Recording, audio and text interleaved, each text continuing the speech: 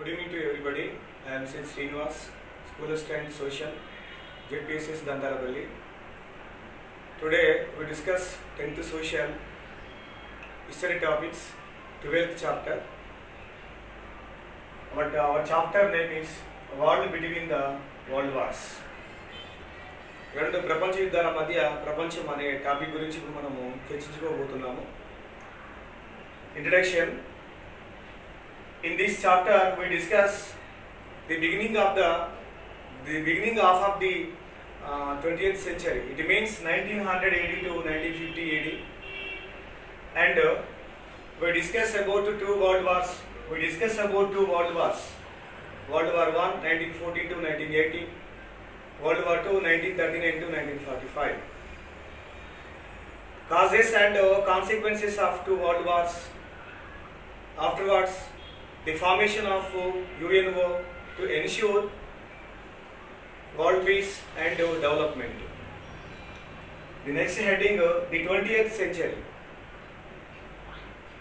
The 20th century is called as the age of extremes. It means it is said by the Eric Hobsbawm. He is one of the famous historian. Why he called the 20th century the age of extremes? Because in the Europe continent and in USA and USSR, in these continents, in each and every sector also there is a rapid growth of development was achieved. How the development was achieved now we discuss. The first one, the ideology of fascism followed by the Italy. Within a short period, Italy became the industrialized country. On the other hand, the ideology of democracy also strengthened, and it was supported by the particularly USA. And so many discoveries also were made in the field of medicine.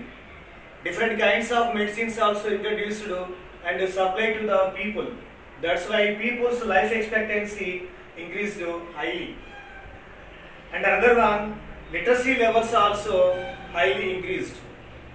Education was provided to all Europeans.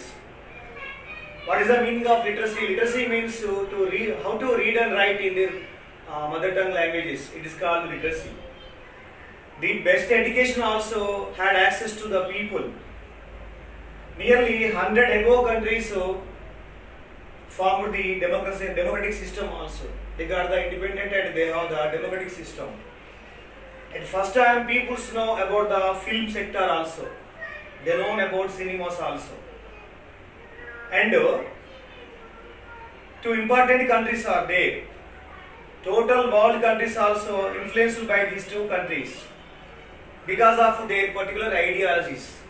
The first one, USSR, Union of Soviet Socialist Republic. It followed the socialism. States only owned the all properties, land, banks, etc., etc. Each and every property also owned by the states only. That is the meaning of socialism. And on the basis of socialism only, USSR was achieved the all-round development. On the other hand, USA is there. USA followed the political liberty and multi-party system also. By the following of ideology of democracy and capitalism, America became as a developed country. So these are the two important ideologies. One is socialism and another is capitalism. Come to the capitalism, the process of production owned by the private persons only. Total benefits also goes to the private persons only. Come to the socialism, each and every decision also taken by the government only, state only. But come to the capitalism, each and every decision also taken by the private investors only. That is the difference between the socialism and capitalism. Next,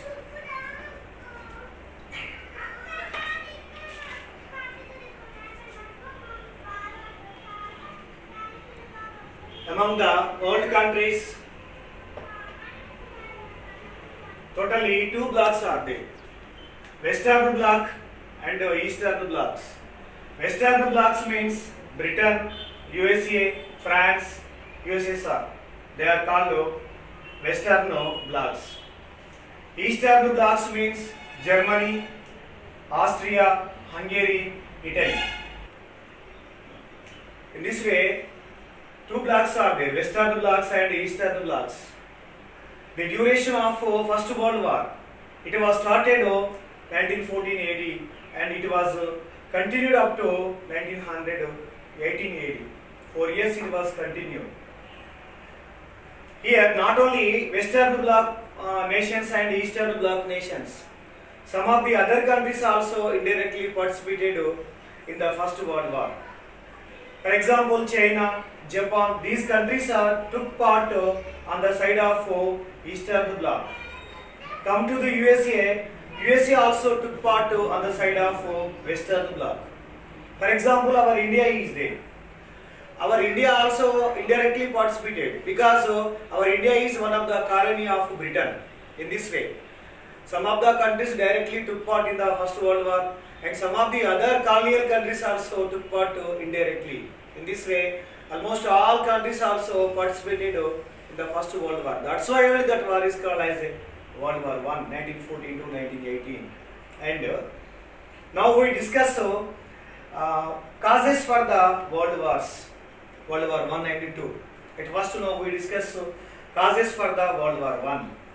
The first one is aggressive nationalism. What is the meaning of nationalism? Nationalism means we belong to one nation. Means jati. Actually it is a positive impulse, positive attitude. We must have the nationalism feelings. On the basis of nationalism only, for example, we got the independence from the Britishers. Individually, if we have the so many differences in each and everything, but we belong to one nation. That's why to save our nation, we are ready to sacrifice each and everything. First priority goes to nation only. That is called the feeling of nationalism. So it is a positive impulse. On the basis of nationalism only, in 1870, Germany was unified, and in 1871, Italy also unified. These two countries got the independence from their master powers. But within a short period, when these two countries nationalized and got the independence, they became the industrialized powers.